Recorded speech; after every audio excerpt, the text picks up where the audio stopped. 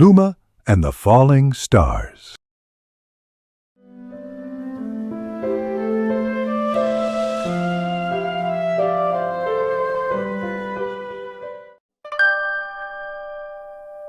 Chapter 1. Luma and the Falling Stars. Once upon a time, in a quiet village nestled between a mountain and the sea, there lived a curious girl named Luma. Her hair shimmered like twilight, and her eyes sparkled like starlight.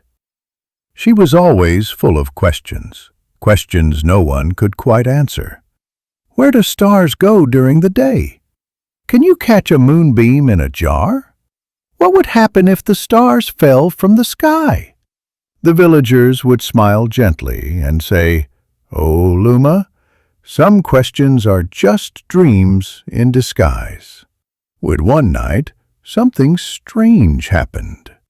The sky cracked open with light, not lightning, not fireworks, but falling stars, raining down one by one into the sea like golden raindrops. Everyone rushed to their windows in awe. "The stars are falling," they cried. But by morning, the sky was empty.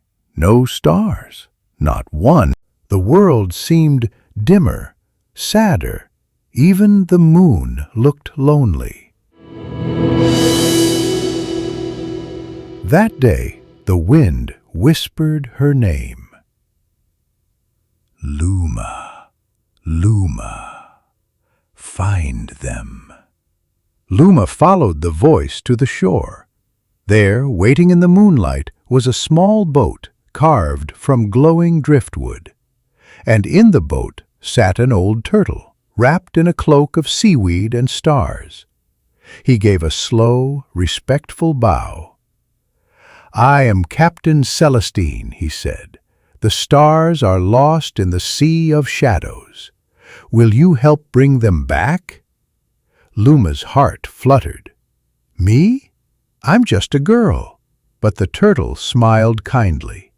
"You're the only one who asked the right question." So Luma climbed into the boat, and together they set sail into the deep, dream-filled dark. Chapter 2. The Sea of Shadows. The sea grew darker as they sailed. The stars above were gone.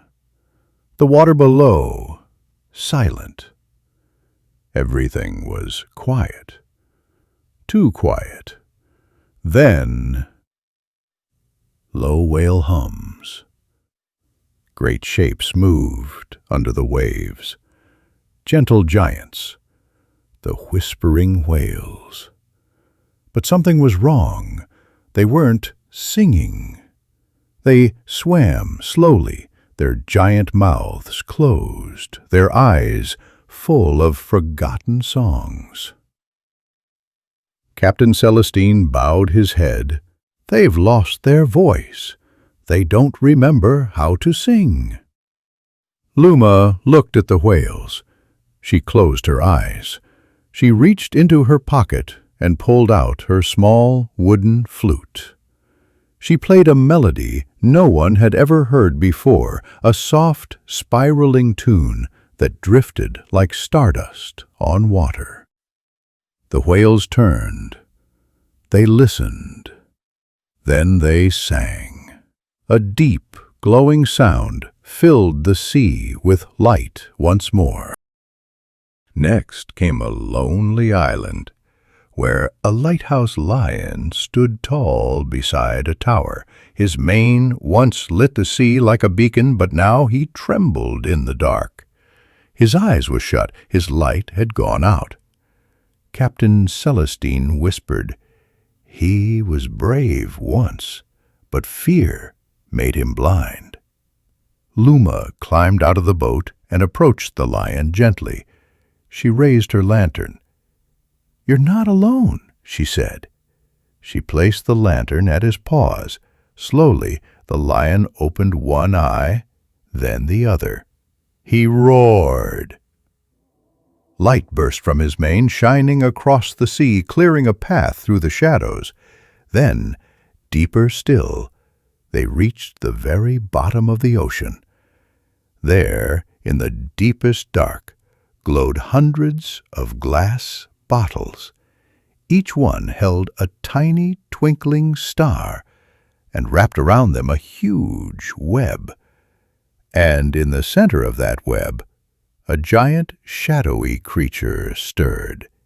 8 legs, 8 eyes, endless silence.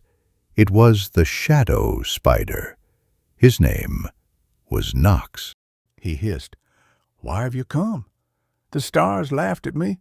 Their light makes me feel small." Luma didn't flinch. She stepped closer. "You're not small. Darkness isn't bad. It's where dreams begin." Then she did something no one had ever done before. She hugged the spider. Nox froze. His 8 eyes blinked. Once, twice. Then he cried.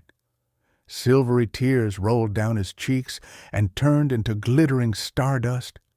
The bottles popped open. The stars were free. They rose from the deep, floating like fireflies back toward the surface. Captain Celestine watched with awe. "You did it, Luma." They turned the boat toward home. The stars followed behind, ready to return to their place in the sky. Chapter 3. A Sky Reborn. Captain Celestine and Luma sailed home, their boat gliding over calm waters, but this wasn't the same sea they had left. Now the shadows had lifted. The whispering whales sang in low, glowing tones. The lighthouse lion stood tall, his mane shining bright across the waves, and above them a trail of stars, twinkling, floating, following like a parade of golden fireflies. They reached the village shore just as the sun began to rise, but the stars didn't fade. They rose. One by one, they leapt back into the sky, taking their place where they had always belonged. The villagers gasped, pointing upward with wide eyes. "The stars are returning! They're coming home!" The sky began to sparkle again. The moon smiled. The world felt whole. The villagers ran to Luma. "You saved the stars!" they cheered. But Luma only shook her head gently and said, "No, I didn't save them. I just reminded the dark that it belongs beside the light."